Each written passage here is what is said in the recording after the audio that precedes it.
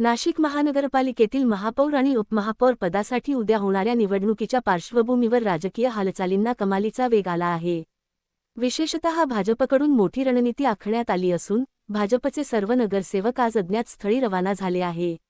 उद्या होणाऱ्या महापौर उपमहापौर निवडणुकीत बहुमत भाजपाकडे असले तरी पक्षश्रेष्ठींनी नगरसेवकांना सुरक्षित ठिकाणी ठेवण्याचा निर्णय घेतला आहे। त्यामुळे नाशिकच्या राजकीय वर्तुळात चर्चांना उधाण आलं आहे। दरम्यान भाजपकडून महापौर पदासाठी हिमगौरी आडके तर उपमहापौर पदासाठी मच्छिंद्र सानप यांनी आपले उमेदवारी अर्ज आधीच दाखल केले आहेत।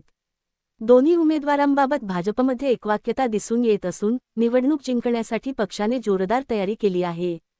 महापालिकेतील सत्तास्थापनेसाठी संख्याबळ अत्यंत महत्त्वाचं असताना प्रत्येक नगरसेवकाचं मत निर्णायक ठरणार आहे।